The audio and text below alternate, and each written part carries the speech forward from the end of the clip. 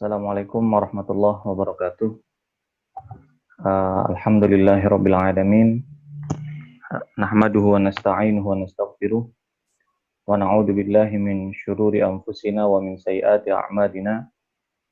May yahdihillahu fala mudilla lahu wa may yudlil fala hadiya lahu. Asyhadu an la ilaha illallah wahdahu la syarika lahu wa asyhadu anna sayyidana Muhammadan abduhu wa rasuluh la nabiyya ba'dah. Qala Allah Ta'ala fil Qur'anil Karim, a'udzu billahi minasyaitonir rajim. Bismillahirrahmanirrahim. Ya ayyuhalladzina amanu taqullaha haqqa tuqatih wa la tamutunna illa wa antum muslimun. Amma ba'd.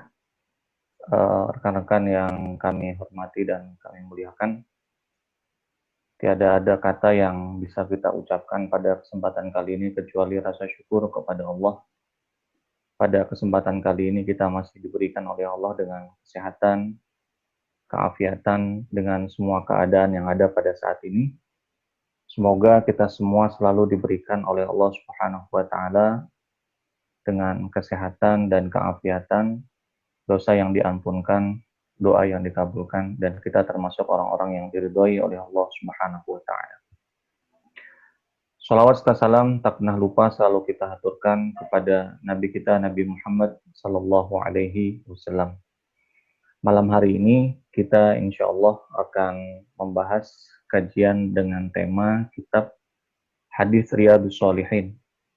Jadi yang kita bahas adalah hadis-hadis yang termaktub, tertulis dalam kitab Hadis Riyadhus Shalihin. Namun malam ini kita akan membahas hadis yang temanya itu terkait dengan apa yang terjadi kepada kita sekarang. Jadi kita bahasnya tematik lah. Mohon maaf, pembahasan kita terkait dengan apa yang terjadi sekarang itu terkait tentang musibah yang dialami bagi kita semua. Maka malam hari ini saya ambil yang akan kita bahas hadisnya adalah bab tentang istiqomah. Hadis terkait tentang istiqomah. Jadi kitab Riyadhus Shalihin ini suatu kitab yang pembahasan hadisnya itu banyak. Dalam pengertian bab-babnya itu banyak. Ada bab terkait tentang niat, ada bab terkait tentang tawakal, ada bab terkait tentang taubat, dan kalau antum buka dalam kitabnya itu dalam satu bab saja, dalam satu pembahasan saja, bab niat saja misalnya, di bagian awal, itu kajian hadisnya sangat-sangat banyak. Mau bahas tentang taubat saja, itu hadisnya sangat-sangat banyak. Tapi menarik ketika kita buka tentang kitab Riyadhus Shalihin, bab judulnya itu adalah tentang istiqomah. Ternyata hadis yang disebutkan itu tidak banyak. Bahkan kalau antum buka di dalam kitabnya itu hadisnya itu isinya cuma dua. Cuma dua. Nah, yang saya pahami dari ini adalah bahwa pembahasan tentang istiqomah dia bukan pembahasan tentang teori, tentang apa yang kita lafazkan, tentang apa yang kita katakan, tapi berbicara tentang istiqomah, dia lebih erat terkait tentang praktik. Nah, kawan-kawan yang dirahmati Allah Subhanahu wa Ta'ala, istiqomah ini, itu kalau kita pahami pengertiannya apa, maknanya apa, mungkin selama ini yang kita pahami, istiqomah itu artinya adalah konsisten. Ya, artinya terus-menerus konsisten dalam melakukan sesuatu. Tapi menariknya adalah bahwa konsisten untuk melakukan sesuatu, termasuk di dalamnya adalah konsisten istiqomah dalam melakukan kebaikan. Itu berat. Itu berat. Makanya nanti kenapa hadisnya cuma dua disebutkan di sini. Karena yang diperlukan di sini adalah bukan tentang apa yang kita katakan, tapi tentang apa yang kita praktekkan di dalam kehidupan kita. Termasuk apa yang terjadi kepada kita pada saat ini. Banyak sekali kemudian cobaan buat kita untuk kemudian bisa tetap mengistiqomahkan, untuk tetap bisa konsisten dengan apa yang sudah kita lakukan pada saat ini. Banyak sekali terjadi perubahan terhadap kita dalam kehidupan kita pada saat ini. dari mulai sosial kita, dan termasuk nanti cara beribadah kita. Apakah kemudian perubahan dalam beribadah itu bisa kemudian terganggu dengan keistiqomahannya kita. Istiqomah dalam pengertian, konsisten dalam pengertian, bahwa orang itu akan tetap melakukan suatu ibadah dalam keadaan senang ataupun dalam keadaan tidak senang. Saya kasih contoh begini, kawan-kawan yang dirahmati Allah.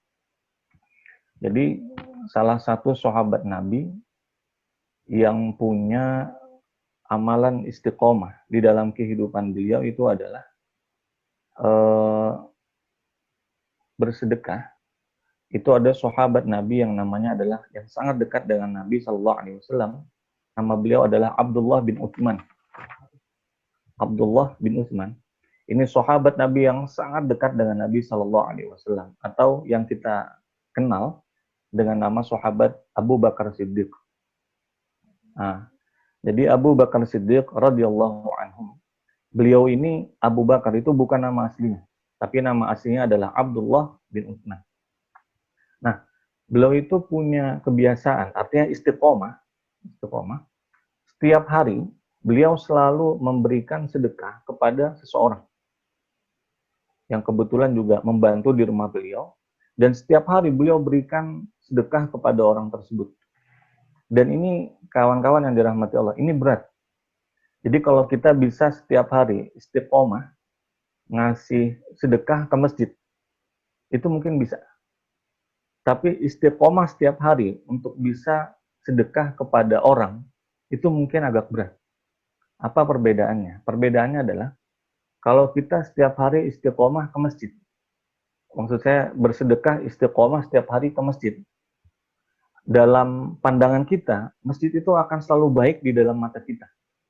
Dia tempat orang melakukan ibadah, dia tempat orang melaksanakan sholat, dia tempat orang melakukan ta'lim, maka tidak akan pernah turun semangat kita untuk kemudian tetap setiap hari bersedekah ke masjid. Kenapa? Karena dalam pandangan kita, dia akan selalu baik. Gampang istiqomah di sana. Tapi istiqomah untuk ngasih sedekah sama seseorang, itu berat. Kenapa? Karena orang itu kadang-kala baik sama kita, kadang-kala dalam pandangan kita, dia tidak baik sama kita. Yang terjadi kepada sahabat Abu Bakar. Setiap hari dikasih sedekah, setiap hari dikasih kebaikan oleh sahabat Abu Bakar. Tapi di kemudian hari, ternyata orang yang setiap hari dikasih sedekah sama sahabat Abu Bakar, ini ngomongin sesuatu yang buruk terhadap keluarga sahabat Abu Bakar. Bikin fitnah, yang fitnahnya begitu luar, bukan fitnah, tapi menyebarkan fitnah terhadap anak beliau, Sayyidatuna Aisyah radhiyallahu anha. Padahal sudah setiap hari dikasih kebaikan, sedekah sama sahabat Abu Bakar. Maka kemudian, hal ini, kawan-kawan yang dirahmati Allah, menjadi sesuatu yang menyakitkan hati sahabat Abu Bakar. Maka kemudian kata sahabat Abu Bakar Siddiq radhiyallahu anhu, kata beliau, saya sudah nggak mau ngasih lagi sedekah sama orang ini. Kenapa? Dia ngomongin buruk tentang keluarga saya. Maka dihentikan sedekah itu. Nah, ini yang saya maksud kawan-kawan. Bahwa istiqomah dalam suatu ibadah itu berat. Terutama istiqomah terkait dengan makhluk yang lain. Maka kemudian ketika fitnah itu sudah terjelaskan dengan turunnya ayat, ditegur sama Nabi Shallallahu Alaihi Wasallam, teruslah untuk memberikan sedekah kebaikan, atau kama qala Nabi SAW, makna hadisnya, teruslah berbuat kebaikan, bersedekah kepada orang tersebut. Nah, artinya yang namanya istiqomah melakukan kebaikan dalam keadaan senang, dalam keadaan nggak senang, ibadah itu tetap dilakukan. Itu contoh ibadah dalam istiqomah. Istiqomah di dalam beribadah. Dan kemudian, kawan-kawan dirahmati Allah, terkait dengan apa yang terjadi kepada kita saat ini. Istiqomah ketika menghadapi dengan musibah. Setiap kita, yang saya pahami, pasti ada perubahan di dalam kehidupan kita ketika menghadapi dengan virus COVID-19 ini atau corona ini. Maka kawan-kawan dirahmati Allah, ada saja terjadi dalam perubahan kita, dalam kehidupan kita. Perubahan yang sifatnya mungkin ada yang sesuatu yang tidak mengenakan, menyenangkan dengan hatinya kita. Maka bagaimana cara kita menyikapi daripada ini semua? Keistiqomahan kita. Ada seorang perempuan tua di zaman Nabi Shallallahu Alaihi Wasallam. Hadis ini kuat. Jadi orang ini anaknya meninggal. ibu ini anaknya meninggal. Pada saat anaknya meninggal, maka datanglah sahabat-sahabat yang lain untuk kemudian takziah dan kemudian memberikan semangat kepada ibu. Bu, ini musibah. Sama dengan apa yang terjadi kita sekarang. Kita saling menyemangati di antara kita. Ini adalah musibah. Ini adalah ujian dari Allah Subhanahu wa taala. Maka kemudian disemangati oleh para sahabat, begitu besar pahala yang Anda dapatkan jika Anda bisa sabar di sini. Namun kemudian yang terjadi, perempuan ini marah. Dan kemudian sebegitu marahnya tidak didengarkan siapapun yang ngasih nasihat sama dia. Sampai akhirnya yang datang adalah Nabi Shallallahu Alaihi Wasallam. Maka kemudian kata Nabi Shallallahu Alaihi Wasallam memberikan kesabaran kepada perempuan ini. Maka kemudian ditampik oleh perempuan ini. Makanya kalau ditanya, apakah ada yang pernah menampik dan orang itu adalah seorang muslim di zaman Nabi SAW terhadap apa yang disampaikan oleh Nabi? Ini perempuan. Jadi ditampik oleh perempuan itu, saya kemudian mengatakan, Anda tidak merasakan dengan musibah yang saya rasakan. Anda gampang untuk kemudian mengatakan sabar, sabar, sabar terhadap musibah yang saya alami. Maka kemudian ditinggalkan oleh Nabi Shallallahu Alaihi Wasallam. Maka kawan-kawan dirahmati Allah, orang bisa istiqomah dengan keimanannya, orang bisa istiqomah dengan kesabarannya, orang bisa istiqomah dalam setiap kebaikannya, ketika dalam keadaan menyenangkan itu gampang. Tapi bagaimana sekarang kita istiqomah dalam ibadah kita, istiqomah dalam iman kita, istiqomah dalam lisan kita, di dalam setiap sekarang yang kita hadapi sekarang. Ini berat, kawan-kawan yang dirahmati Allah. Maka kemudian yang terjadi adalah perempuan itu akhirnya tersadarkan. Disebutkan oleh sahabat yang lain, tahukah Anda, wahai ibu, siapakah yang datang kepada Anda tadi? Saya tidak tahu. Siapa yang datang? Yang datang tadi adalah Nabi Shallallahu Alaihi Wasallam. Maka kemudian tersadarlah perempuan itu segera mendatangi Nabi Shallallahu Alaihi Wasallam dan kemudian mengatakan, ya Rasulullah, saya tidak tahu. Kalau yang datang tadi itu adalah sampean. Maka keluarlah sabda Nabi Shallallahu Alaihi Wasallam, as-sabru inda sodmatil ula. Bahwa kesabaran, istiqomah dalam kesabaran, dan termasuk kesabaran dalam hal ini, inda sodmatil ula, di detik kejadian pertama pada saat musibah itu terjadi. Maka kawan-kawan yang dirahmati Allah Subhanahu wa taala, dari apa yang terjadi kepada kita pada saat ini semua tentang musibah yang dialami, perlu keistiqomahan dalam kita menyikapinya. Bukan kemudian kalau ternyata ada masjid yang tutup, kalau ada Jumat yang tidak dilaksanakan, maka kemudian terkurangi keistiqomahan kita dalam melakukan suatu ibadah. Justru disinilah kemudian ujian buat kita semua. Mampukah kita tetap istiqomah tentang apa yang sudah kita istiqomahkan pada saat menyenangkan, pada saat dalam keadaan sehat? Bisakah kita istiqomah pada saat ini dengan semampu apa yang bisa kita lakukan dalam keadaan yang seperti ini? Maka kawan-kawan yang dirahmati Allah Subhanahu wa taala, kita bahas satu hadis dari Nabi Shallallahu Alaihi Wasallam, dari sahabat Nabi Shallallahu Alaihi Wasallam. Nama beliau adalah Sufyan atau dikenal dengan Abi Amrah. Beliau berkata kepada Nabi Shallallahu Alaihi Wasallam. Jadi sahabat ini bertanya kepada Nabi Shallallahu Alaihi Wasallam. Nama beliau adalah Sufyan bin Abdullah radhiyallahu anhu. Qala, qultu ya Rasulullah, qul li fil Islam qawlan la as'alu anhu ahadan ghairah. Jadi sahabat ini bertanya kepada Nabi Shallallahu Alaihi Wasallam, ya Rasulullah, berikanlah kepada saya dalam Islam ini satu nasihat. Yang nasihat itu kalau sudah saya dengar, saya la as'alu ahadan ghairak, saya tidak perlu tanya sama yang lain. Maksudnya apa? Jadi salah satu daripada mukjizat Nabi Shallallahu Alaihi Wasallam, beliau ini diberikan dengan keistimewaan. Kalau ngomong itu beliau bisa mengatakan mu'jamul kalam. Apa itu mu'jamul kalam? Mu'jamul kalam itu beliau itu kalau ngomong, Nabi itu begitu dikatakan, sifatnya itu definisi. Maksudnya apa? Nabi itu kalau ngomong singkat, pendek katanya, tapi dalam singkatnya itu jelas, menjelaskan semuanya, dan kemudian padat. Jadi orang ini tanya sama Nabi, ya Rasulullah, berikan saya nasihat. Yang nasihat itu kalau saya bisa, setelah Anda sampaikan, bisa saya amalkan dalam kehidupan saya ini sampai saya meninggal. Yang kalau saya sudah dengarkan nasihat itu, saya tidak perlu lagi, sudah cukup dengan satu nasihat ini yang bisa saya pegang. Apa kemudian kata Nabi Shallallahu Alaihi Wasallam? Kata Nabi Shallallahu Alaihi Wasallam menjawab kepada sahabat tersebut, kul, katakanlah, amantu billah tsumastaqim. Berimanlah kepada Allah, tsumastaqim, dan kemudian istiqomahlah.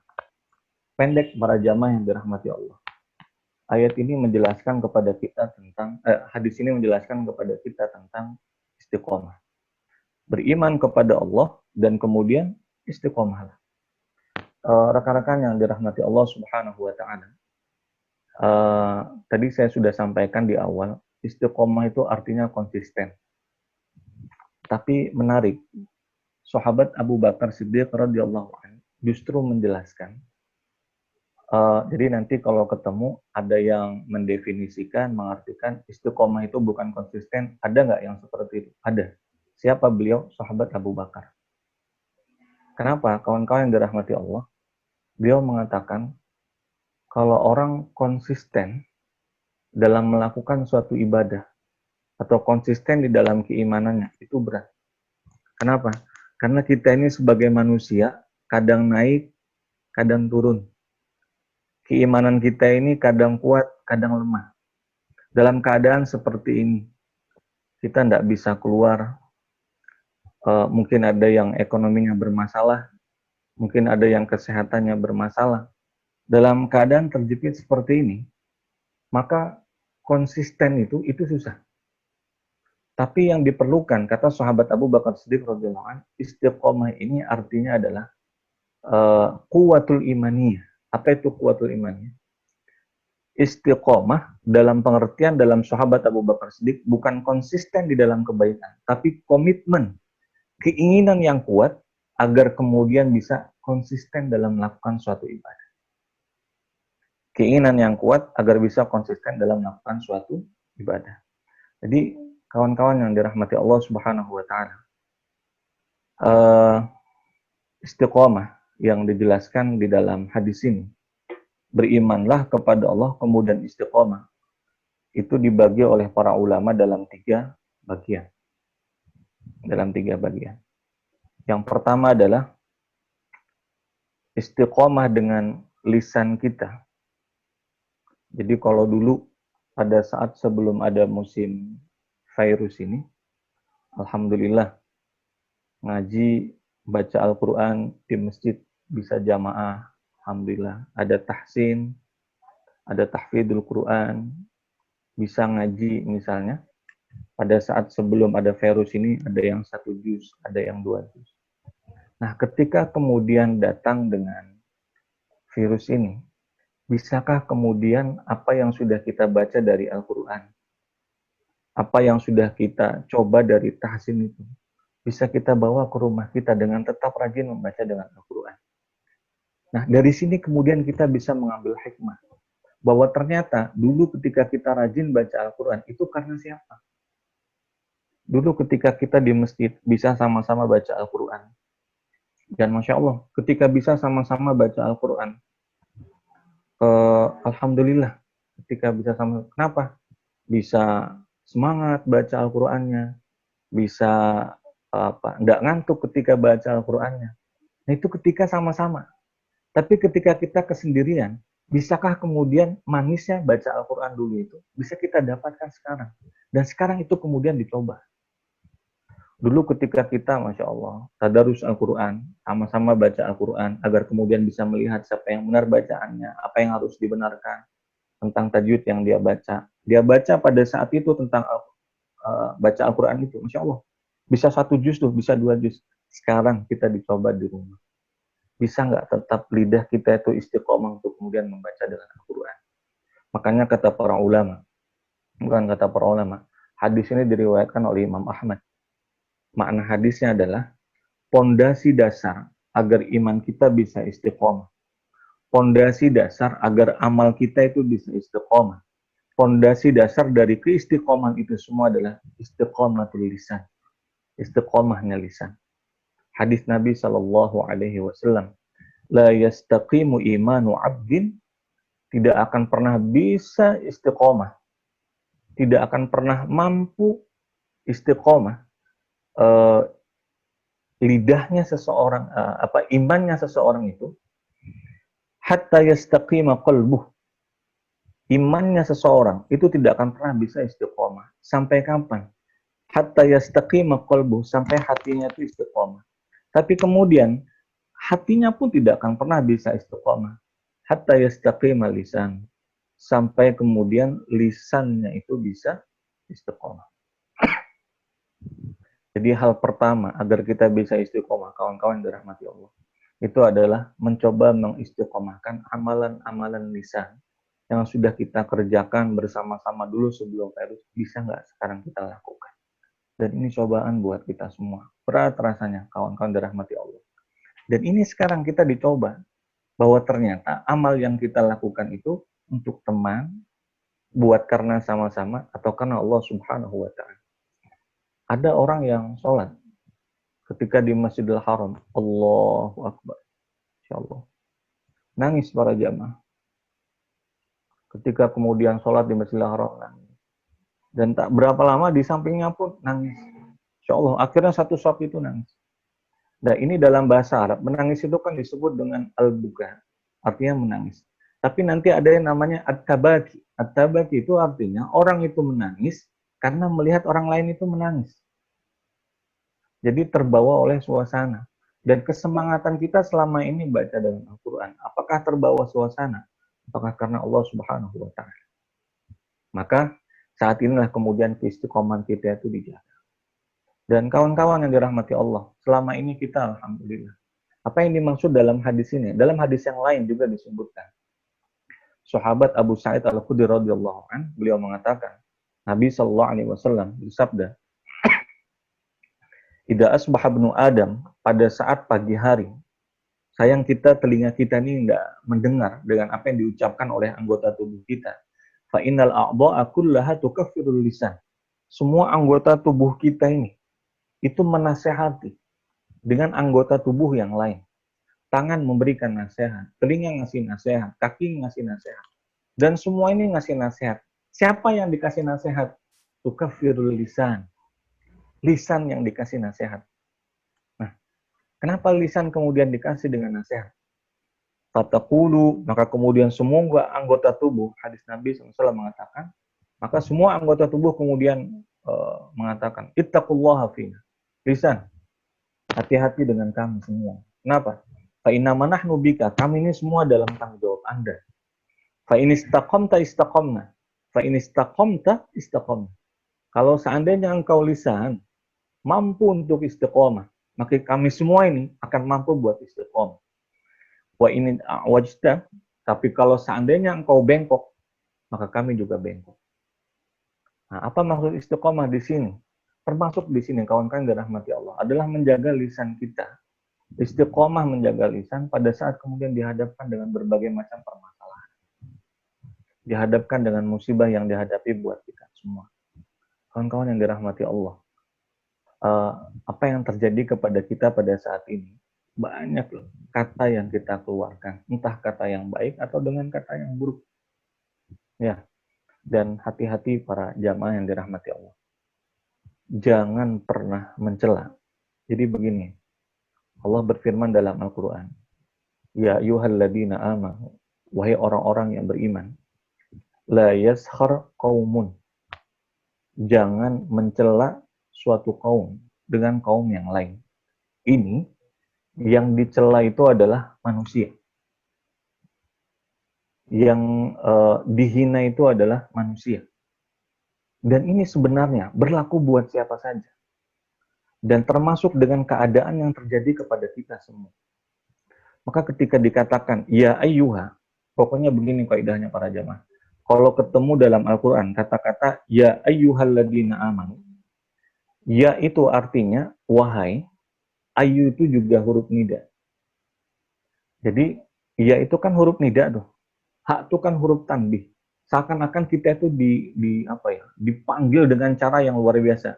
Hai orang-orang yang beriman, jangan kamu mencela, jangan kamu menghina suatu kaum, Artinya seorang kaum kepada kaum yang lain, kalau kita kiaskan, termasuk nanti adalah keadaan yang keadaan yang menimpa dengan kita semua. Maka jangan mencela dengan keadaan ini. Maka jangan kemudian, kenapa? Karena ketika seseorang mencela terhadap sesuatu yang diciptakan oleh Allah, kita bukan sedang mencela apa yang di hadapan kita, tapi kita sedang mencela apa yang kemudian siapa yang menciptakannya. Saya kasih contoh analogi begini. Mungkin ibu-ibu ada yang masak, ya. Begitu masak sudah dihidangkan di di apa? Di hadapan suami dengan makanan itu. Begitu kemudian dihidangkan, Masya Allah, silahkan mau dimakan. Begitu dirasakan makanannya, kok rasanya begini, kok nggak enak, kok begini, kok begini. Itu sebenarnya yang tersakiti adalah bukan makanannya, tapi siapa yang mengolah makanan itu. Siapa yang membuat dengan makanan itu. Nah, termasuk dengan apa yang terjadi kepada kita, kawan dirahmati Allah. Tak perlu rasanya kita mencela dengan keadaan saat ini. Kenapa sih gara-gara virus ini, gara-gara virus ini rezeki saya jadi macet. Gara-gara virus ini agenda saya jadi hancur. Gara-gara virus, oh jangan. Bukan saat ini buat kita mencela, tapi saat ini untuk kita kemudian bermuhasabah dengan lisan kita. Saat ini para jamaah yang dirahmati Allah, kita terbuka untuk mengintrospeksi. Apakah ada yang salah dari apa yang kita keluarkan dari lisan kita? Apakah ada yang salah dari apa yang terucap dari mulut kita? Dan kemudian, jangan-jangan disinilah, bayangkan Pak, para jamaah yang dirahmati Allah, kita 14 hari atau bahkan mungkin lebih hanya berada di dalam rumah. Saya tahu disuruh kita di rumah. Dan sebenarnya ini Allah memberikan kesempatan buat kita agar kemudian bermuhasabah. Sudahkah kita beristiqomah dalam lisan kita? Jangan-jangan ada yang salah selama ini di dalam apa yang kita ucapkan. Kadang-kadang para jamaah yang dirahmati Allah, istiqomah dalam lisan, dia dalam dua hal. Yang pertama, istiqomatul lisan. Istiqomah lisan untuk mengatakan, mengucapkan dengan kebaikan, baca Al-Quran dan zikir. Dan yang kedua, istiqomah lisan, menjaga lisan untuk kemudian tidak mengucapkan yang tidak baik. Dan buruknya lagi, terkadang kala, Masya Allah, Pak, dalam keadaan seperti ini, masih ada saja di antara kita yang kemudian, kenapa begini, kenapa begini, kenapa, oh enggak. Saat ini saatnya kemudian kita saling mengintrospeksi. Tidak perlu untuk kemudian saling menyalahkan antara satu dengan yang lain. Makanya para jamaah yang dirahmati Allah, hati-hati dengan lisan kita ini. Jadi kalau lisan ini istiqomah melakukan kebaikan, mengucapkan dengan kebaikan, itu akan terbawa sampai dimanapun dan kapanpun. Kalau pernah lihat ada benda yang jatuh, plek, begitu bendanya jatuh, ada yang mengucapkan astagfirullah, ada yang mengucapkan la ilaha illallah. Nah ini kan refleks yang kita tuh tidak sadar. Tapi kemudian ada yang mengucapkan dengan perkataan yang buruk. Refleks katanya, nggak sengaja. Itu sebenarnya ketidaksengajaan dari kebiasaan yang kita ucapkan. Nah, makanya begini, orang dalam hati Allah. Ini halnya sepele. Tapi hal sepele ini Masya Allah. Jadi guru saya pernah cerita. Jadi kata beliau, ada orang itu yang Masya Allah punya istiqomah, sholat jamaah di masjid. Jadi istiqomah sholat jamaah di masjid. Saya yakin kawan-kawan yang para jamaah yang Masya Allah sekarang ini istiqomah jamaah di masjid dan kemudian pasti ada perasaan yang gimana kita ndak ke masjid lagi ya. Dan ndak jamaah ke masjid itu rasanya gimana gitu rasanya. Nah beliau ini ada orang tua, Masya Allah, setiap hari itu pergi ke masjid, jamaah ke masjid. Cuma pada suatu waktu beliau itu gelisah gitu. Apa tiba-tiba, dan kemudian tiba-tiba beliau ini, kakek tua ini, selain istiqomah ke masjid, jamaah, yang kedua istiqomah di shop pertama. Jadi dua. Istiqomah ke masjid, yang kedua istiqomah di shop yang pertama. Nah, begitu kemudian istiqomah di shop yang pertama, beliau ini ada masalah kepikiran apa gitu. Dan tiba-tiba habis sholat Assalamualaikum warahmatullah, Assalamualaikum warahmatullah. Itu langsung datang ke tempat imam. Nah, begitu sampai ke tempat imam, itu langsung bilang. Dia ngomong apa? Kata dia, jadi lututnya itu disambungkan ke lutut imam. Jadi gini, nempel, dipegang imamnya itu. Wahai imam, kasih saya satu nasihat. Kasih saya satu nasihat. Jadi kemudian kata imam itu bingung. Ini ngapain orang kakek-kakek datang? Nah ini istiqomah lisan kawan-kawan. Jadi kemudian kata kakek itu, saya minta nasihat, tolong nasihati saya. Karena imam itu kepepet, akhirnya apa yang kepikiran itu yang disampaikan. Jadi kata imam itu kemudian Nabi Shallallahu Alaihi Wasallam bersabda, kalimatani habibatani ilar rahman. Ada dua kalimat. Yang dua kalimat itu dicintai oleh Allah Subhanahu Wa Taala yang Maha Rahman. Khafifatani 'alal lisan. Dia ringan untuk diucapkan. Ringan untuk diucapkan. Wasaqilatani fil mizan. Tapi berat ketika di dalam mizan. Apa itu? Subhanallah wa bihamdih, subhanallahil azim. Jadi begitu disampaikan kepada orang tua itu, dia ingat terus. Yang dia ingat itu bukan subhanallah wa bihamdih, subhanallahil azim, itu bukan. Jadi dia ngapalkan hadisnya dari awal sampai habis. Kalimatani habibatani ilar rahman, khafifatani alal lisan. Nah, itu diingat terus sama dia. Dari awal sampai habis hadisnya itu dihafalkan. Dan setiap kali ketemu orang, selalu itu yang diucapkan. Ketemu orang kasih nasihat. Nasihatnya apa? Kalimatani habibatan ar-Rahman. Subhanallah bihamdi. Kalau masalah ngamalkan, diamalkan. Subhanallah bihamdi, subhanallah diamalkan. Sampai kemudian, nah, kawan-kawan, jadi keistiqomahan apa yang kita ucapkan, hadis Nabi SAW, yamutul mar'u ala ma'asya alaih. Orang itu akan meninggal tergantung dari kebiasaan dia. Dia kebiasaannya ngapain? Dia kebiasaan ngucapin apa? Jadi karena itu terus yang dia sampaikan. Jadi kakak ini sakit dan kemudian sakit koma. Lama komanya nggak bangun-bangun. Nggak bangun. Pada saat bangun, dokter datang. Nah, begitu dokter datang, disampaikan sama dokternya. Dok, saya mau menyampaikan sesuatu. Apa yang mau disampaikan ke dokter? Dikira mau menyampaikan wasiat, dikira mau menyampaikan apa? Yang disampaikan, dokter, hadis Nabi SAW, kalimatani habibatani ilar rahman. Sampai ujung hadisnya. Setelah diucapkan, enggak. Jadi kawan-kawan dirahmati Allah Subhanahu wa taala. Ini yang menjadi pertanyaan buat kita semua. Apa yang sudah kita coba istiqomahkan dengan lisan kita? Perkataan yang baik. Hati-hati kawan-kawan.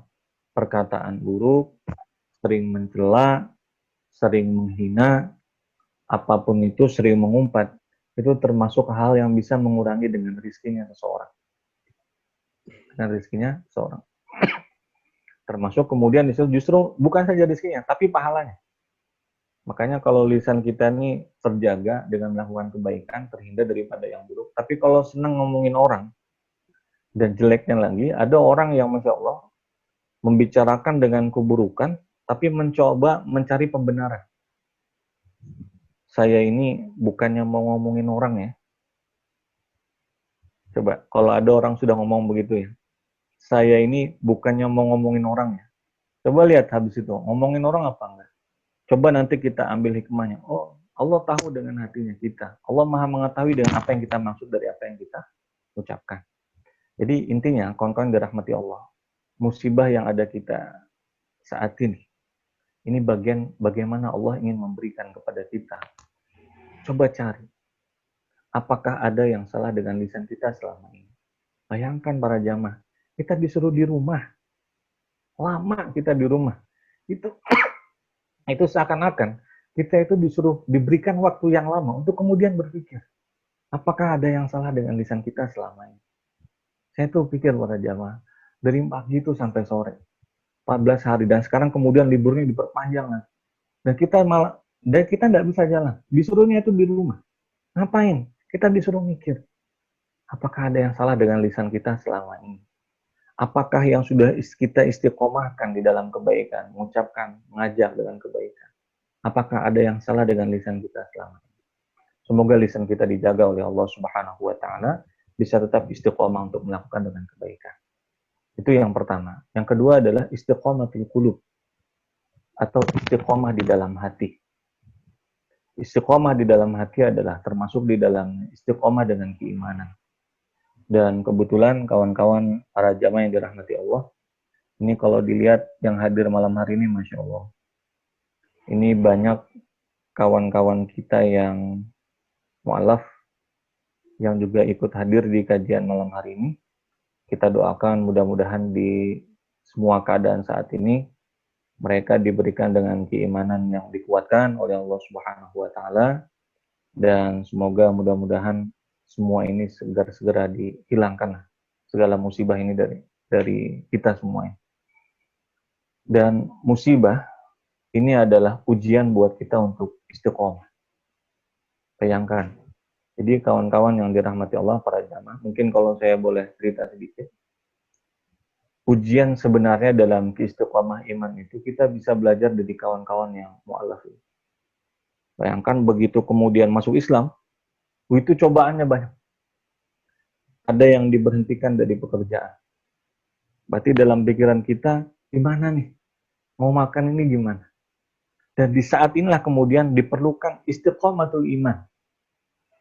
Konsisten, kekuatan keimanan kita untuk kemudian tetap bisa menyandarkan semua permasalahan kita kepada Allah. Bayangkan, Pak. Jadi diberhentikan dari pekerjaan. Cukup, belum. Dikucilkan dari keluarga. Jadi kalau selama ini pekerjaan mungkin nggak ada, tapi mungkin keluarga masih nolong. Tapi Masya Allah, ini keluarga juga dikucilkan. Dan dikucilkan juga dari lingkungan. Misalnya, lingkungan selama ini tinggal yang kebetulan dari yang dulu dan sekarang pindah sama sekali. Nah, dan ini para jamaah yang dirahmati Allah. Ini bukan hal baru di dalam kehidupan kita. Termasuk nanti kita ambil hikmahnya adalah bagaimana nih kita mencoba menghadapi dengan semua permasalahan yang ada. Mampu enggak kita itu istiqomah? Jadi begini.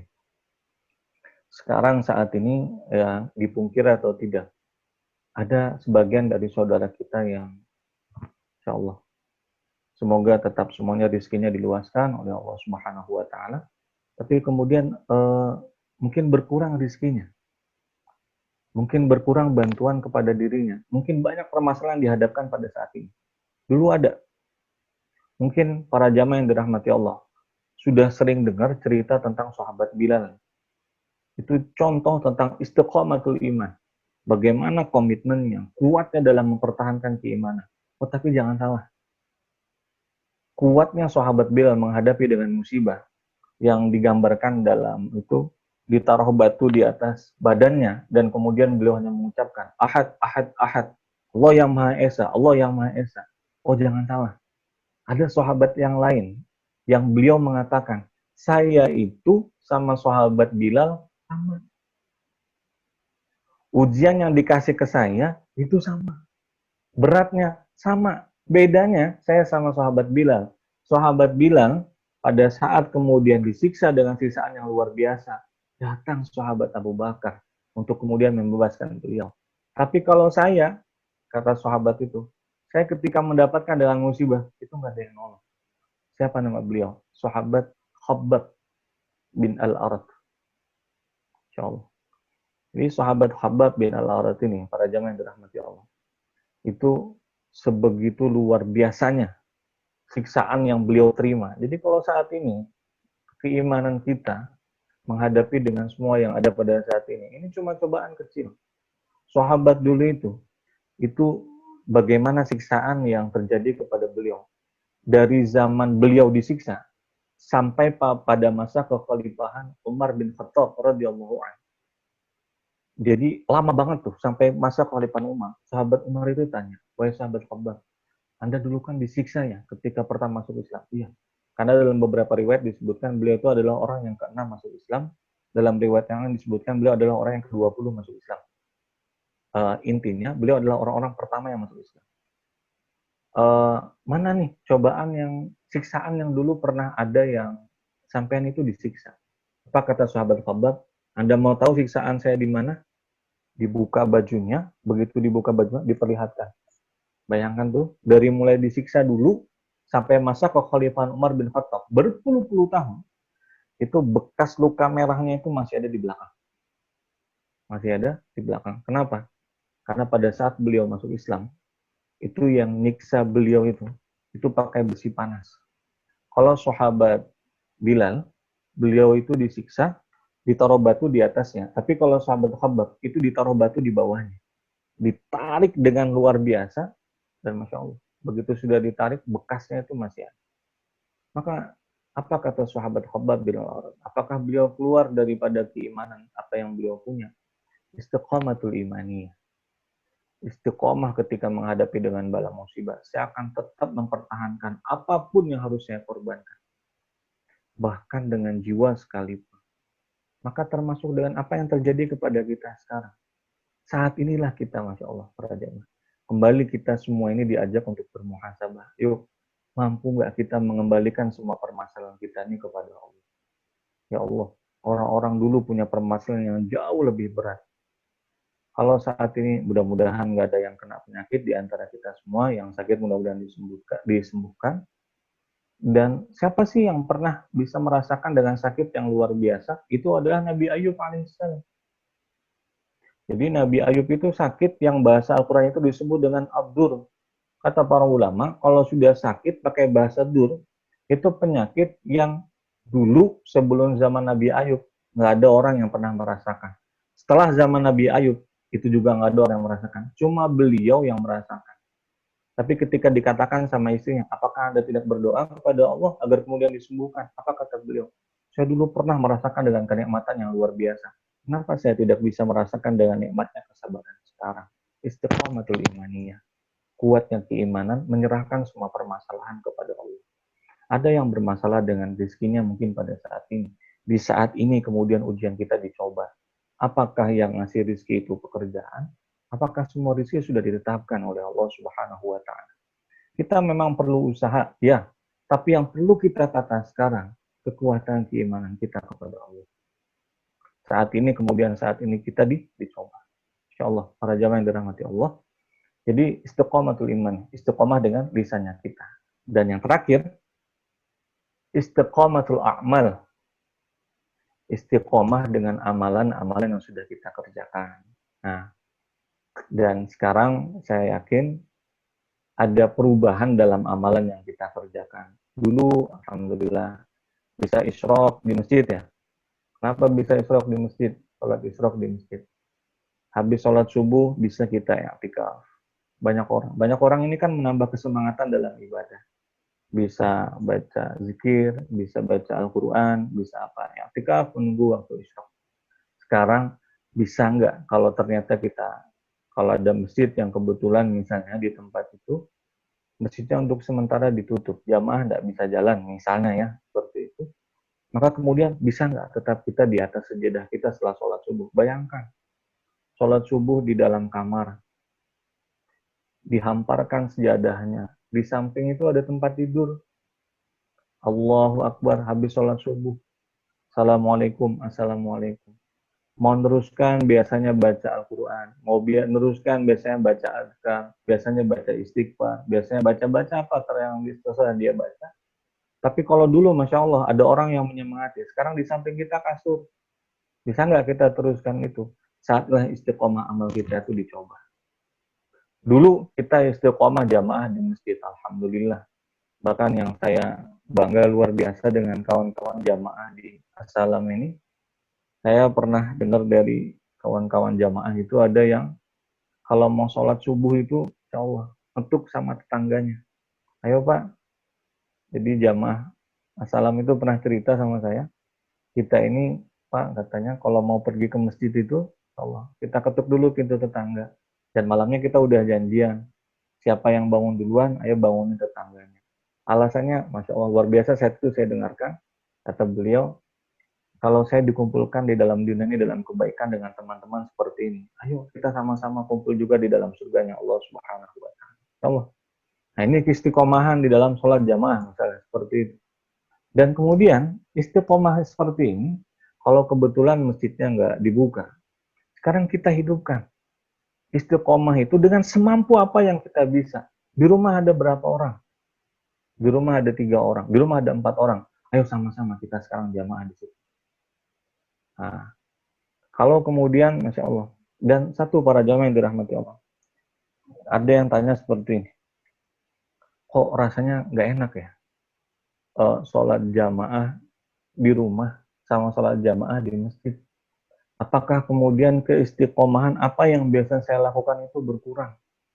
Nah, kalau sudah seperti ini pertanyaannya, dalam keadaan seperti ini, apakah orang yang eh, sholat jamaah di masjid dan kemudian karena sekarang misalnya masjidnya tutup dan keadaan di rumah cuma sendirian, apakah sholatnya sendirian itu sama tuh pahalanya dengan yang dulu?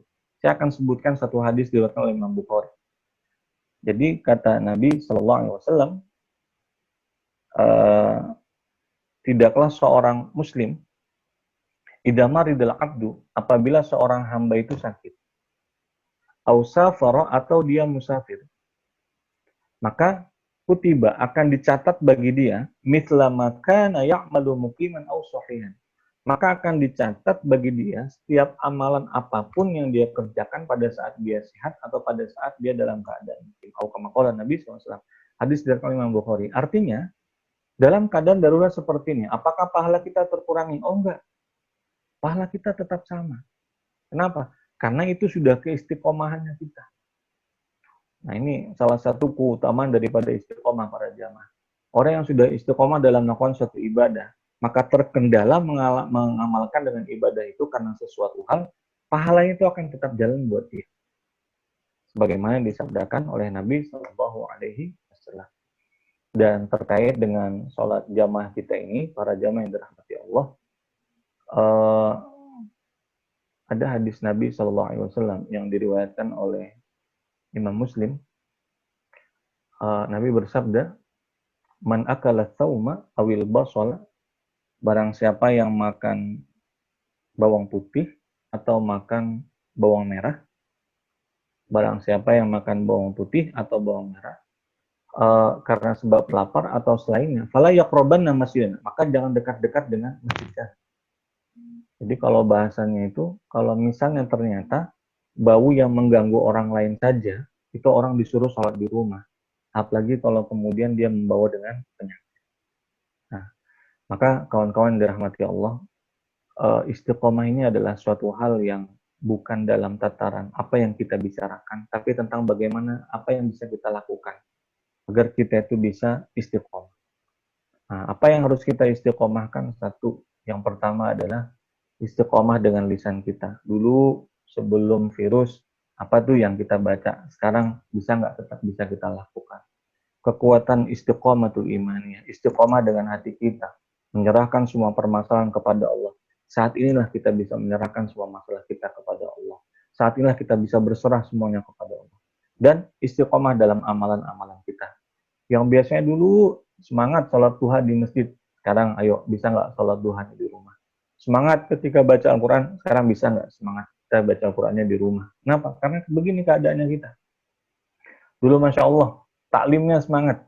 Nah sekarang taklim kita ini dicoba. Dan Alhamdulillah, malam hari ini Masya Allah, orangnya banyak. Mudah-mudahan semuanya dikuatkan iman oleh Allah Subhanahu Wa Taala. Ini ada waktu sekitar berapa menit. Kita akan buka dengan sesi tanya jawab terkait dengan permasalahan ataupun yang tidak terkait dengan permasalahan, saya buka. Ada beberapa pertanyaan yang sudah ditulis di sini. Yang pertama adalah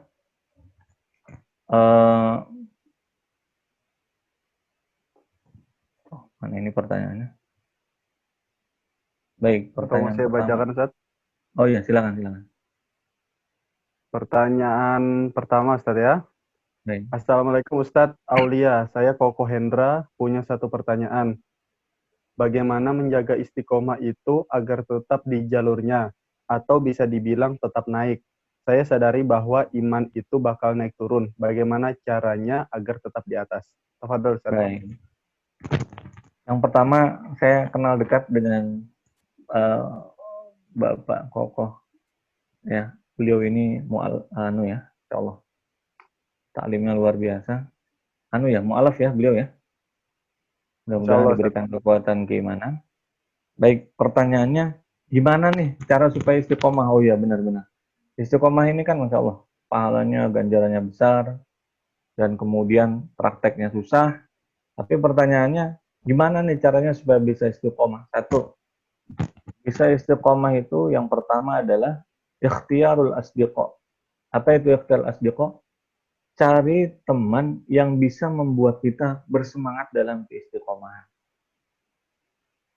Ya, dalam keadaan sosial seperti ini, kita yang harus menjaga jarak, dalam grup WA-nya kita itu.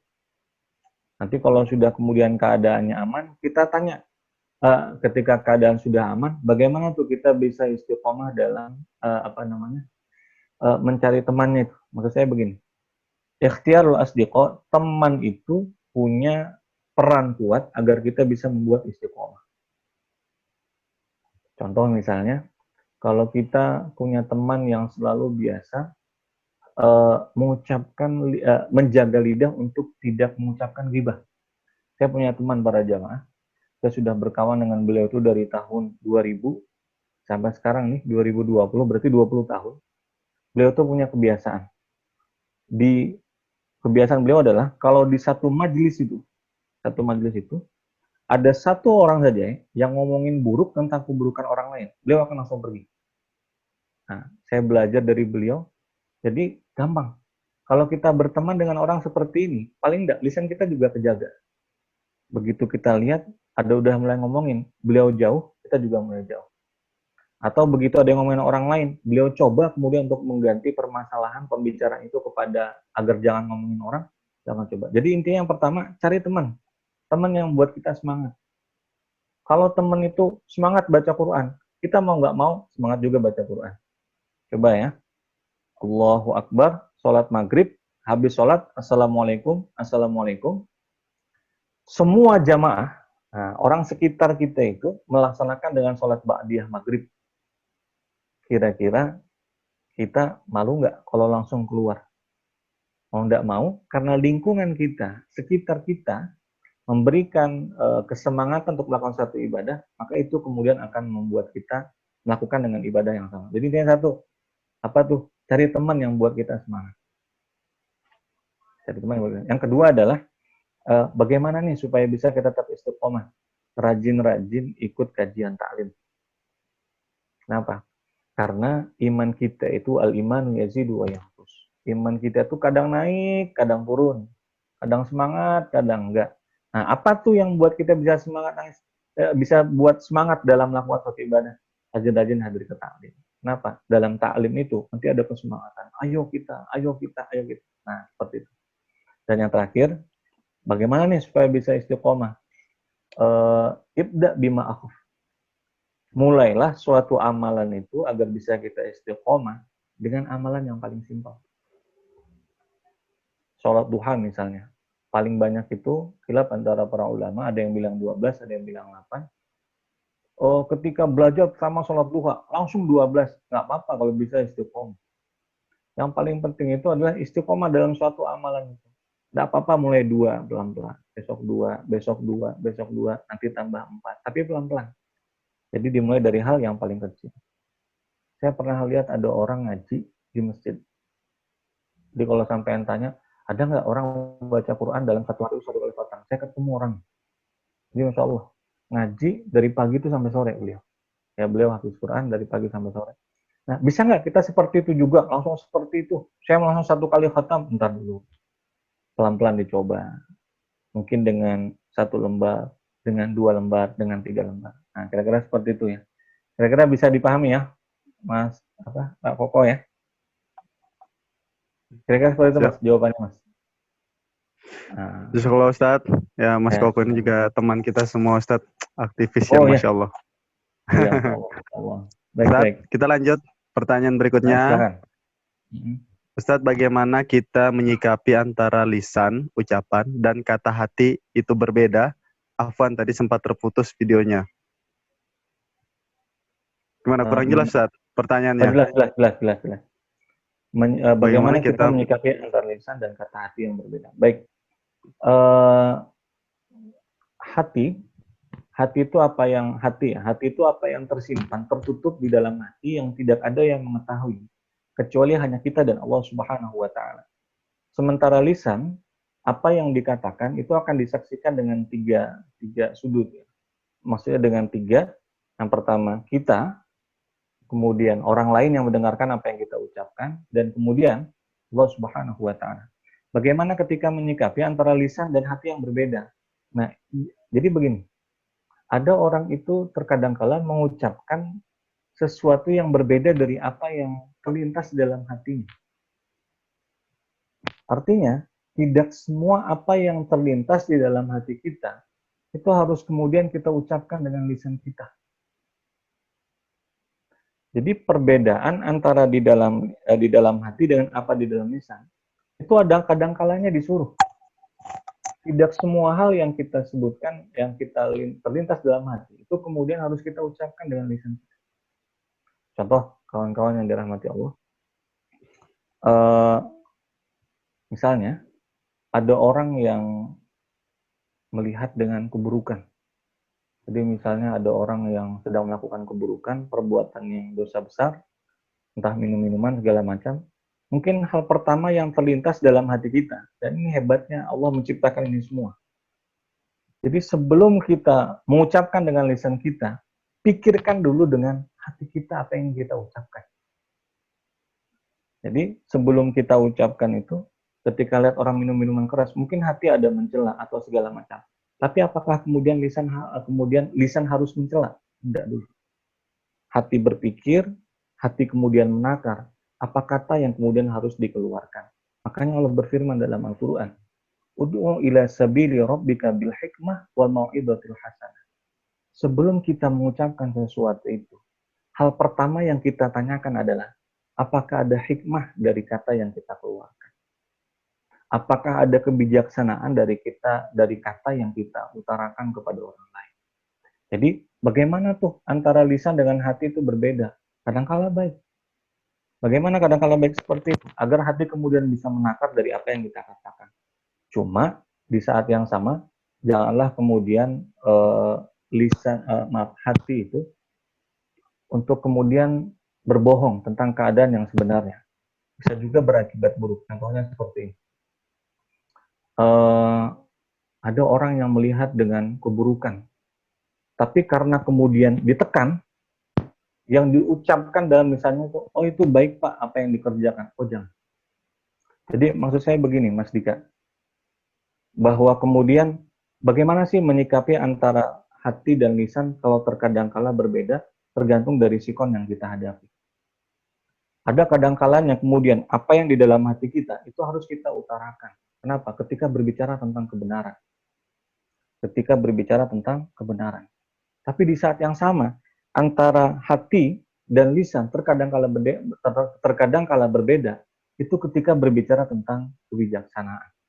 Jadi artinya, kebenaran harus disampaikan dari dalam hati kita, tapi kemudian lisan diperlukan dengan kebijaksanaan.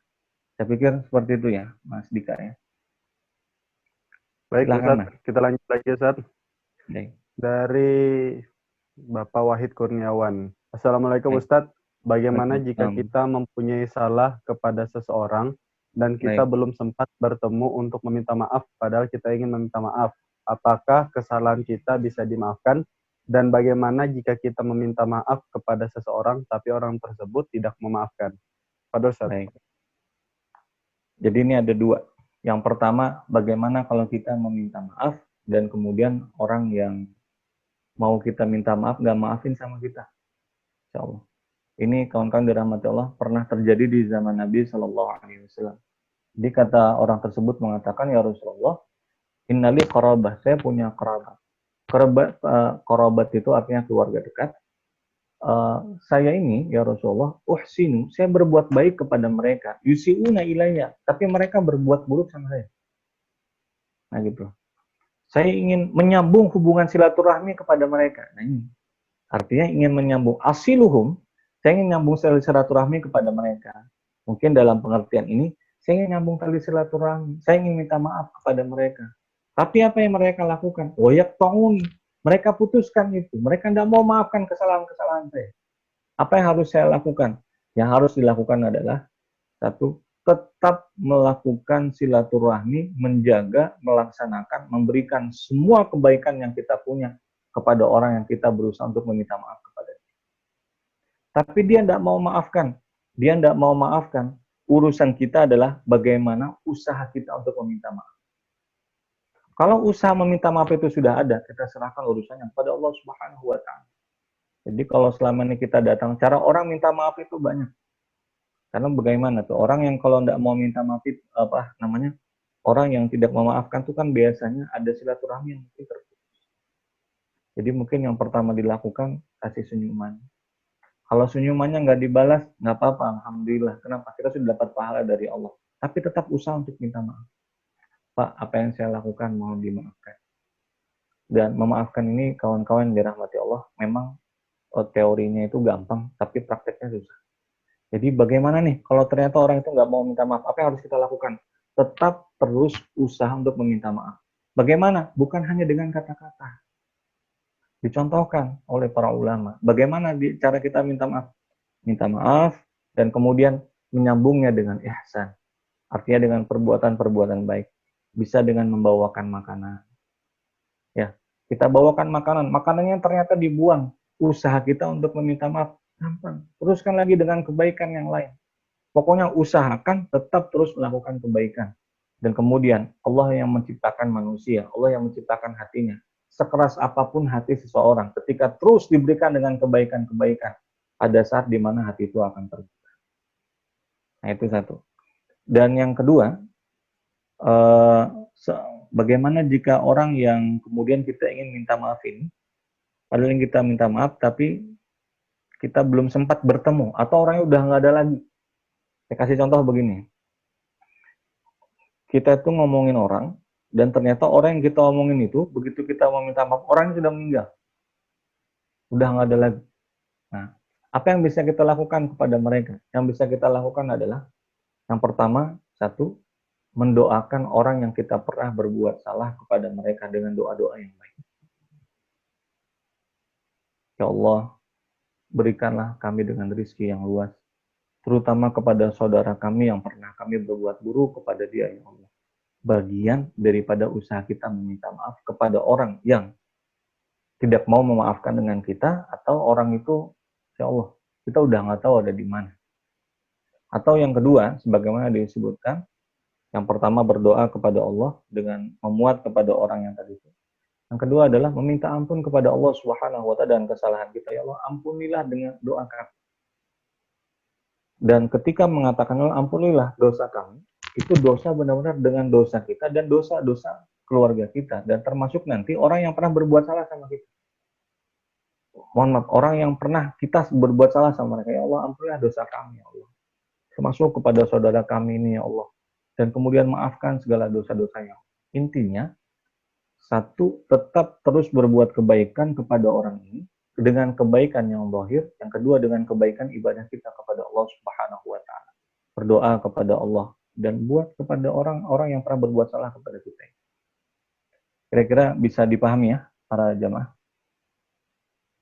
Lanjut, Ustaz. Lanjut, silakan.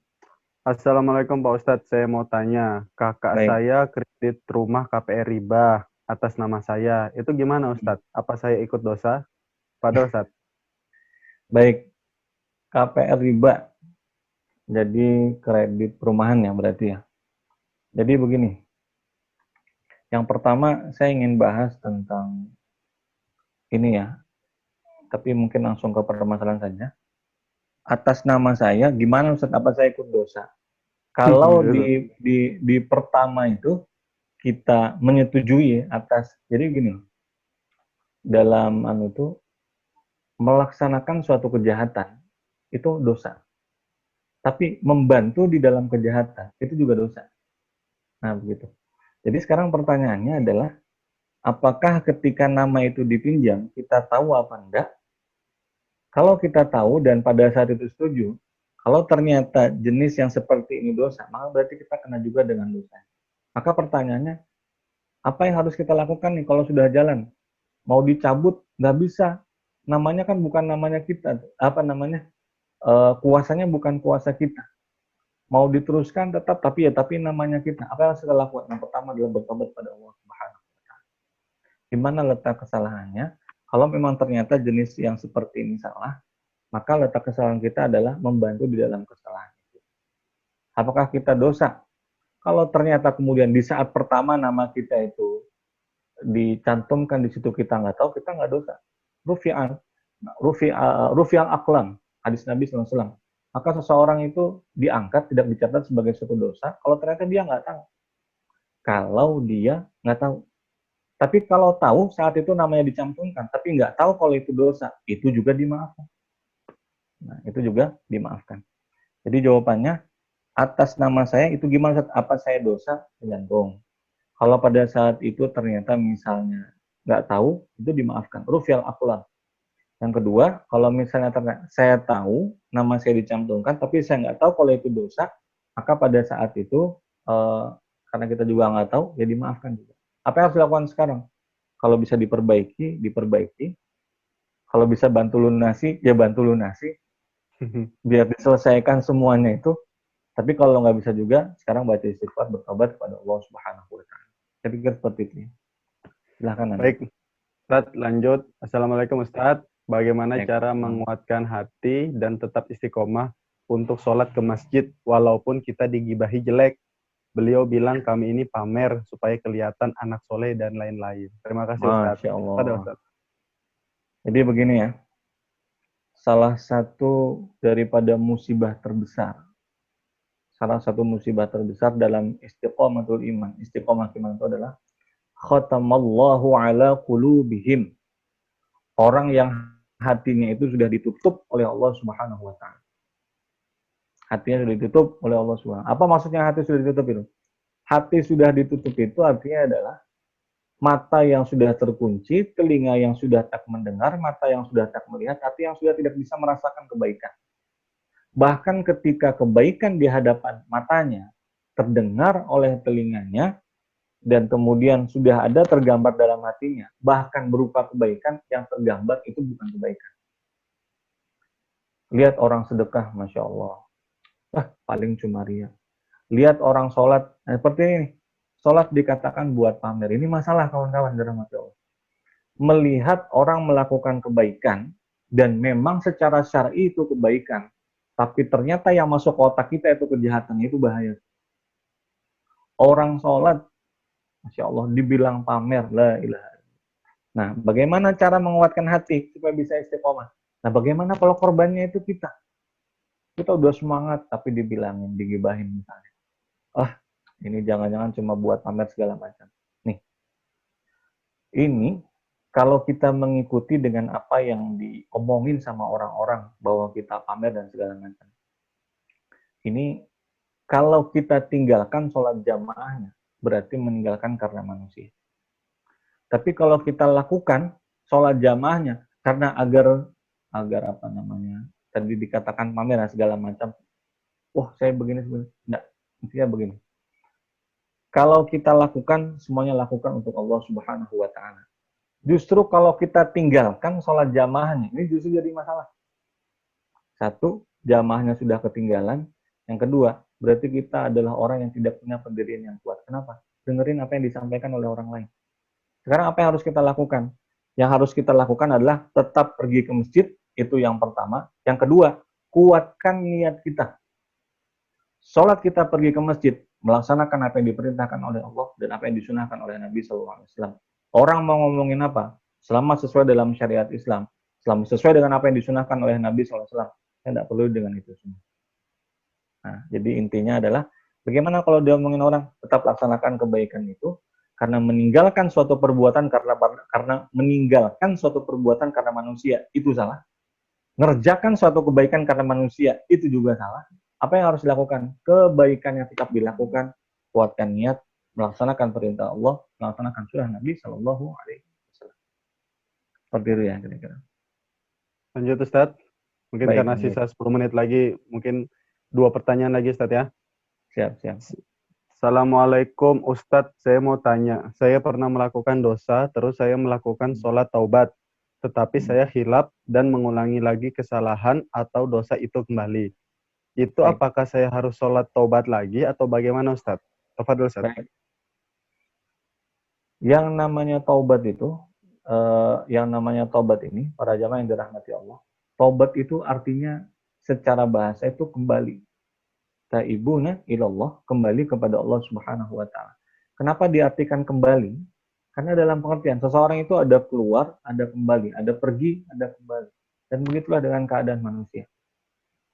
Jadi, kenapa kemudian Nabi mengatakan dalam hadis yang diriwayatkan Imam Bukhari, dalam hadis yang sahih, aku, kata Nabi SAW, beristighfar kepada Allah, dicontohkan oleh Nabi dalam satu hari itu 70 kali. Karena Nabi itu tidak ada salah. Artinya, kita ini yang punya salah, ini seharusnya kan lebih. Jadi kalau pertanyaannya adalah, sebenarnya bukan cuma sholat taubatnya. Sholat taubat itu salah satu cara agar kita bertobat kepada Allah. Berhenti dari maksiat.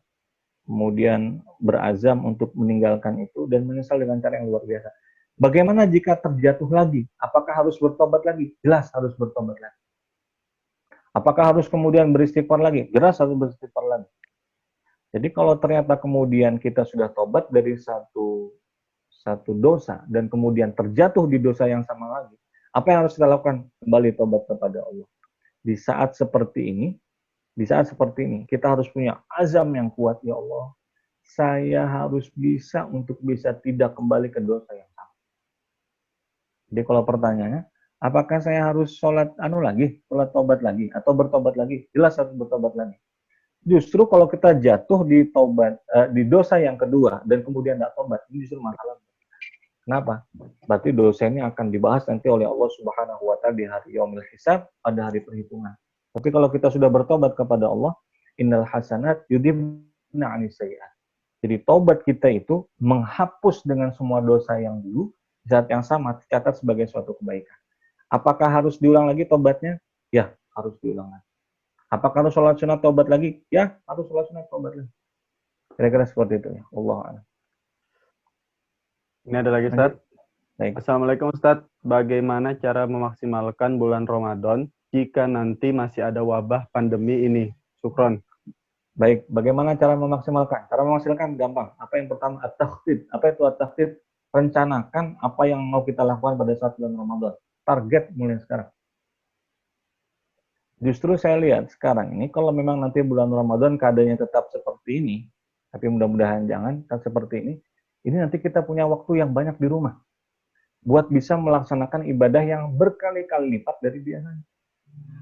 Targetkan. Kalau biasanya dulu, di tengah kesibukan kita, bulan Ramadan itu kan justru semakin sibuk tuh dengan kerjaannya kita. Nah, kalau ternyata dulu seperti itu, sekarang kalau kita kerja di rumah, atau kemudian ada punya waktu luang yang banyak, apa yang bisa kita lakukan? Targetkan. Satu, baca Al-Quran. Yang pertama, satu hari, setiap kali habis sholat, 1 juz. Habis sholat subuh, 2 juz. Habis sholat duhur, 1 juz. Habis sholat asar, misalnya 1 juz. Misalnya ya. Jadi ditakdir itu semua. Kemudian taklim. Nanti kalau ada taklim-taklim yang seperti ini, kapan nih saya sisihkan waktunya? Jadi bagaimana cara memaksimalkan? Satu, itu direncanakan. Yang kedua, sebelum masuk bulan Ramadan, baca. Apa maksud dibaca di sini? Baca amalan-amalan apa tuh yang kemudian kita disunahkan banyak untuk dilakukan pada saat bulan Ramadan. Apa di antaranya? Selain dengan baca Al-Quran, bersedekah. Berapa nih? Apa yang bisa saya sedekahkan sekarang? Dulu kalau kita bisa sedekah ke masjid segala macam, sekarang gimana?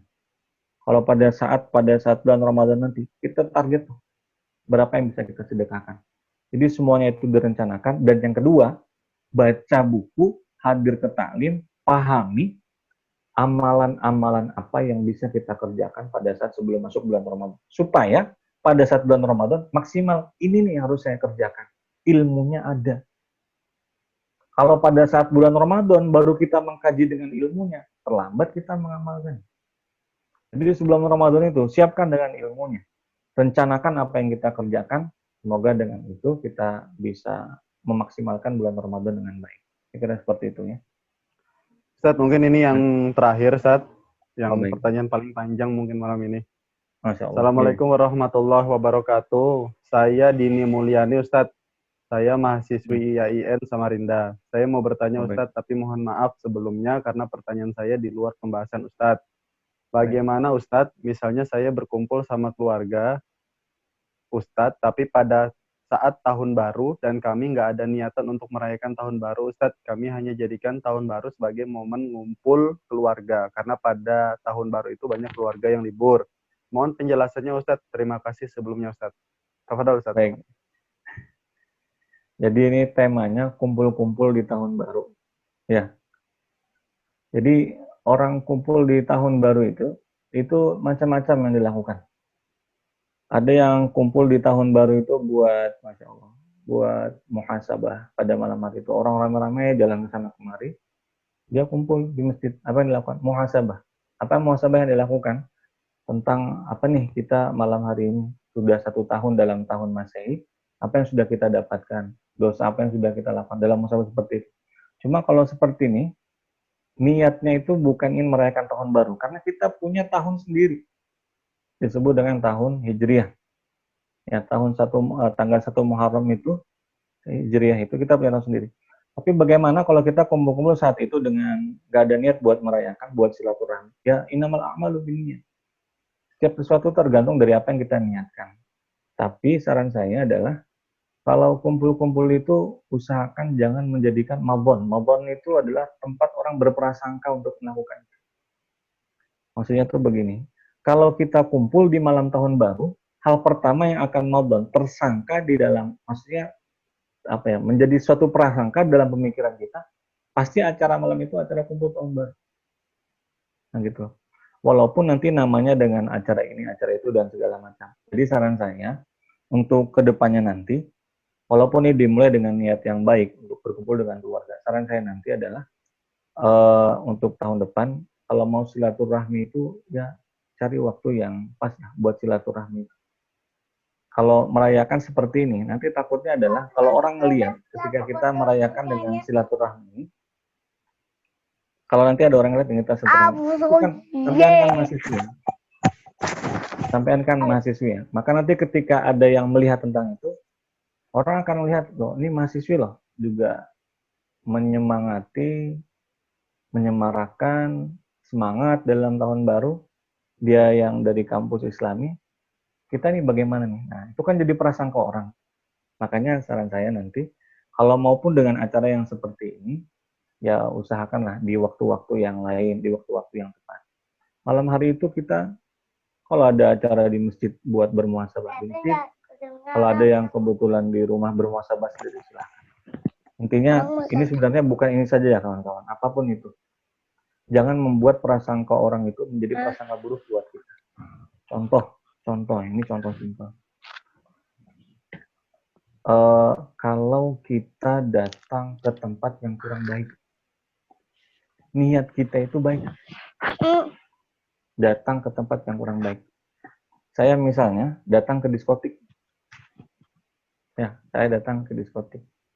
Niat saya itu ke diskotik misalnya buat silaturahmi dengan teman yang udah lama nggak ketemu. Udah lama banget saya nggak ketemu. Begitu ketemu datang, mohon maaf saya ketemunya cuma sebentar. Saya cuma bisa waktu sebentar datang ke Balikpapan. Cuma berapa menit. Di mana nih? Oh di hotel ini. Dan kemudian hotelnya tuh maksudnya di tempatnya disuruh ketemunya di diskotik. Datang ke situ itu menjadi prasangka orang. Dan orang ketika akan melihat dengan kita itu, ya Allah, ini kok datang ke situ atau mahasiswi datang ke situ, kan jadi pertanyaan buat kita. Nah intinya untuk yang seperti itu tergantung dari niatnya masing-masing. Cuma nanti ke depannya janganlah kita berbuat sesuatu yang menjadi prasangka buruk orang lain itu buat kita. Kira-kira seperti itu. Ada lagi terkait tentang pertanyaan tentang ibadah corona ini atau bagaimana? Sepertinya sudah Ustaz. Cukup sudah ya? Oh iya. Karena sudah pukul juga sudah 21.30 dan juga sudah selesai juga sepertinya Ustaz pertanyaannya Ustaz. Tidak ada lagi. Jadi untuk jamaah Ustadz terima kasih atas kesediaan waktunya sudah mau membersamai kita di sini, dan para jamaah terima kasih. Semoga Allah menerima apa yang kita lakukan pada malam hari ini sebagai amal soleh. Baik, kita langsung tutup saja Ustadz ya dengan doa kafaratul majelis. Saya mau sampaikan satu hal bisa ya? Silakan Ustadz. materi minggu depan kita akan bahas tentang terkait hadis tentang tawakal. Ini penting saya sampaikan karena ada orang yang ngomong begini ya.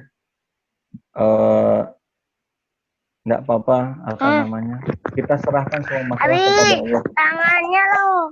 Serahkan semua masalah kepada Allah, tapi apa namanya? Ikhtiarnya nggak ada. Nah, ini bagaimana, apa yang kita cara menyikapinya, insya Allah kita akan bahas di pertemuan yang akan datang. Salah hilap mohon dimaafkan, mudah-mudahan ada manfaat bagi kita semua. Bang Denny, assalamualaikum. Baik, jadi terima kasih Ustadz. Kita langsung tutup sama-sama. Doa kafaratul majelis. Subhanakallahumma wa bihamdika asyhadu an la ilaha illa anta baik datang dari Allah yang buruk-buruk. Mohon maaf dari sini. Assalamualaikum warahmatullahi wabarakatuh. Waalaikumsalam warahmatullahi wabarakatuh. Kalau tidak mengolok api.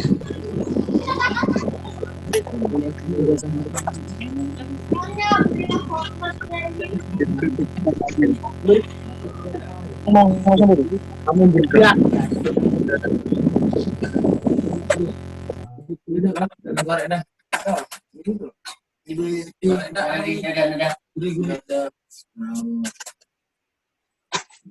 Takanan aja. 10. Hilang.